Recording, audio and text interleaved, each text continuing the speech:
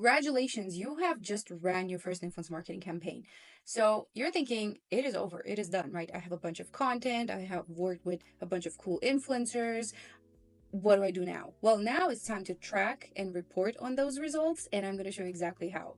I'm going to show you two ways of doing it. The first one is manual, and the only thing it requires is just a spreadsheet where you keep track of your campaigns and a little bit of time to put all the metrics in. And the second one is automatic, and it just requires a little bit of a setup and a tool that you'll be using to do all the heavy lifting.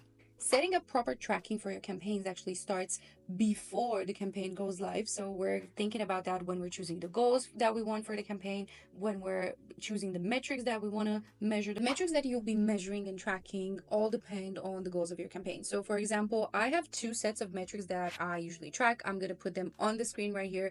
I look at content performance when it comes to awareness campaigns, and I look at sales performance KPIs when it comes to conversion campaigns. And you can either use all of them, which obviously is going to mean more work and more tracking and more metrics to report on, or just pick the ones that are really, really relevant to what you're trying to achieve and stick to those. So as you can see, when I'm looking at content performance KPIs, I'm looking at anything related to content, right? So how much content did I get? You can also split this by type of content. How many views or impressions did I get? Again, you can split by the type of content. Views per channel. This is if you're activating on different channels. For example, you want to see how many views you got on Instagram versus how many views you got on YouTube. Engagement rate, it can be an average, or again, it can be a split per channel. And CPM, so how much you are paying per 1,000 views. When it comes to sales performance KPIs, I'm looking at any type of actions that people take on the content that would lead to a sale or me capturing that traffic and so on. So I'm looking at click-through rate, I'm looking at total clicks, sales, content conversion rate, and obviously ROI. I'm going to start by showing you the manual way. This is basically how we've done things for many, many years in influencer marketing, but it's still being done. And here's one of the reasons I'm not knocking it altogether. I think doing things manually, especially in the beginning when you're not familiar with influencer marketing, you're just starting out, you're very, very new at everything that involves influencer marketing, or you don't have a lot of resources at your disposal and you just need to get things done. I think this is a great way to get started. I only recommend this type of tracking as a learning experience. And then if you're working with very few people a month, maybe up to 15 a month, and you don't have a huge volume of content coming in, but anything I would say over 15 people a month, especially if you want to do long-term content reporting, which I'm going to talk about in this video, I think that's where you should consider adding a tool in the mix and moving all the operations into a tool that can automatically track and maintain relationships and all that. I'm just using a very, very simple spreadsheet that I've turned into an influencer CRM. My CRM spreadsheet has two parts to it. It has a contact part where I keep my just a list of my contacts and my influencers and details about them. I can put notes, I keep track of their statuses and whatever stage our collaboration is in. And then the second tab is pipelines reporting. And this is the actual campaign tracking where I keep track of the content. Every single detail that I want to keep track within a campaign is going to live here. With the manual tracking and reporting, it is very, very simple. We're just going to be doing everything manually, which means that if I want to go and I want to see if this influencer here posted, then what I have to do is I just have to go on their channel and I have to look for that specific piece of content and add it to my little CRM and copy paste it. It's not really necessary that you will actually go in manually and find each piece of content, because what we usually do is we ask the influencers to send the content for review, then approve it, and then usually they will tell us when it's live. So as you can see, I'm keeping track of all sorts of things in here. I have the content link that I will be putting right here. I have the total number of posts that each influencer has done. Some of them might do multiple posts, they might do stories, they might do more than you agreed upon, and that is great. You can also add those here. Most of the information in here has been added at the moment when I signed the contract, because I will have all the information that I need to fill at least 50% of this prior to me having to report, right? So I'm also creating their coupon codes previous to the content going live. And then in the last section, I actually have the reporting numbers. So the reporting part is pretty straightforward. If it's some piece of public content that you can see, then it's really easy. You just copy paste it and put it in here. If it's something that only the influencer can see, right? So it's in their insights, you will have to ask for those insights and also put that information manually in here. This is why I said that this is time consuming, because you will have to get screenshots, grab data from multiple sources, and then input it all in here and make it nice and neat like I did right here. So after I have all this data in here, neat and nice and clean, I just create a simple pivot table. I love pivot tables. I am guilty of that. And this, for example, it's giving me like a really cute, neat overview of this campaign. This is pretty much it with the manual tracking and reporting. There isn't much to it, to be honest. It's just getting the data, compiling the data, putting it all in one place. I've now switched over to Modash so I can show you how you can automatically track and report on a campaign without lifting a finger. So Modash is an A to Z influencer marketing platform, meaning that you can actually do anything from discovery to managing relationships and managing your contacts in there, to sending emails, handling campaigns, and even handling payments through them.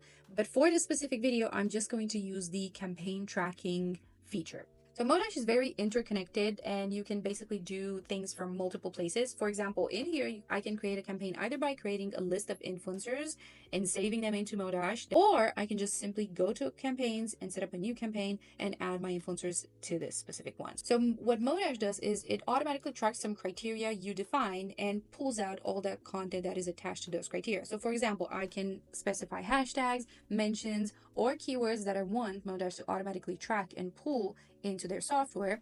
So in here, what I've done is I've just used a fashion brand as an example. You can also get notified if the influencer forgets to add an ad disclosure. And there's also this thing called event mode, which means that every single piece of content that the influencers you have chosen post is going to be added to your campaign. In here, I can either select a list that I've already created, or I can simply go in, take an influencer username and put it in here, and I can just quickly add them from here.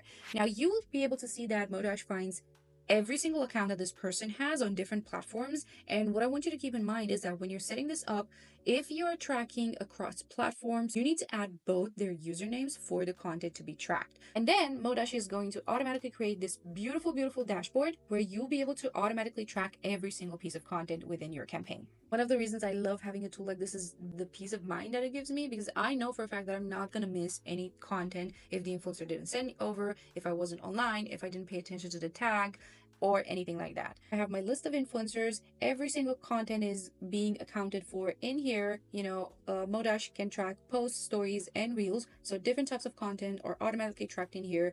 All the visible metrics are already added in here. One of the really cool things that Modash does is that whether you have discount codes or UTM codes, you can actually automatically track both within here. So the discount codes, you can either input manually, which this is what I did right here. But what you can do is you can actually connect your Shopify store directly with Modash. And what it will do is it will automatically pull discount code data. And Modash will pull all the information about how many sales you got through those specific discount codes. You can also keep track of your relationship status within these campaigns, just like I have in my small spreadsheet. Another really cool thing that I can do right in here in Modash is create a link that is attached to any influencer. So not only Modash gives you the option of creating a link right in here with everything you need to properly track, but it also automatically creates a QR code. As you can see, all the influencer content that I've gotten within this campaign has been automatically pulled and tracked in here with every single metric that you can think of. And if I have usage rights for this content, I can also download it right from here. You can either search by the influencer username to find a specific piece of content, you can group by influencer alerts or by date, or you can group by the content type that has been automatically tracked into Modash. Now, the campaign overview is the part that I personally love the most, because it is it's Modash version of the pivot table that I just made. So every single metric that is tracked within your campaign will appear in here, so you can get an overview of whatever happened with your influencer performance at one glance, basically. When it comes to the campaign overview, you can either screenshot this. I love screenshotting this because it's just so clean. You can just, share it, put it in a deck, whatever you want to do with it. But if you want to have more flexibility with the data and slice it and dice it however you want, you also have the option of exporting the campaign in a format that you prefer. In this campaign, I can also add influencers while the campaign is ongoing. For example, if I contract new people or if new people join the campaign, I can add them from here and simply and have Modash start tracking them as well. I can either let it run as much as I want. So if I want to track over 30 days, 60 days, I can let it run.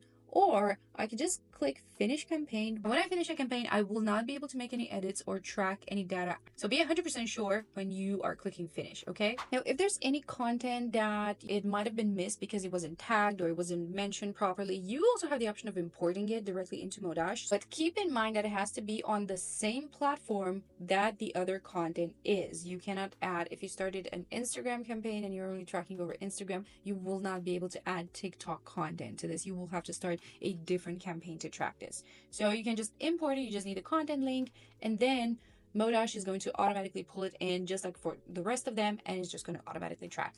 This is pretty much it when it comes to tracking and reporting. Now you know how to do reporting in two different ways. It's up to you to choose whatever works best for you. The only thing I want to add before ending this is that you should do your reporting, and this is the way I usually do it. You should do your reporting in chunks of 30 days, 60 days, and 90 days.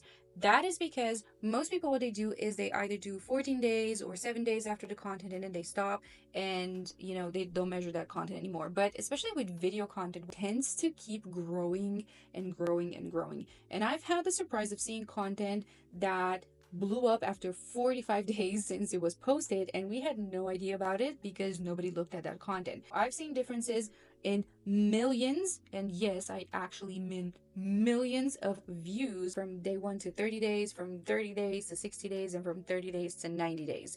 That is huge. That is a huge difference in content performance that you might not be tracking if you're not looking at those intervals. So what you can do is you can either go into your manual spreadsheet and set those intervals and go back to the content periodically, or you can just do it as a monthly or quarterly reporting thing, and you just go in on old content and see how much it has improved. But what I look at in the first 30 days, I look at base stats. I try to identify quick winners and understand why they perform. So is it the content? Is it the creator? Is it the timing? What is it that made that specific content perform so well? Those are learnings that I can also put in advertising and put it in my future campaigns and all that. 60 days, revisit all the content and see if there are any new outliers. And you might have the surprise to see that some of the content that you did not expect to grow is actually growing. So you have to understand, why is this happening and why is this happening now? And also at 90 days, you will get a full picture of what kind of consistent growth you should be aiming for on the long run to get the most out of your organic best performance. So the 90 days picture allows me to get a basis of content performance in time that I can use to either plan my future campaign, forecast performance of my future campaigns, or set realistic goals for my future campaigns. And this is it. Congratulations, you've just finished a full cycle of an influencer marketing campaign. I'm really proud of you. I hope this was useful, and I will see you in the next one.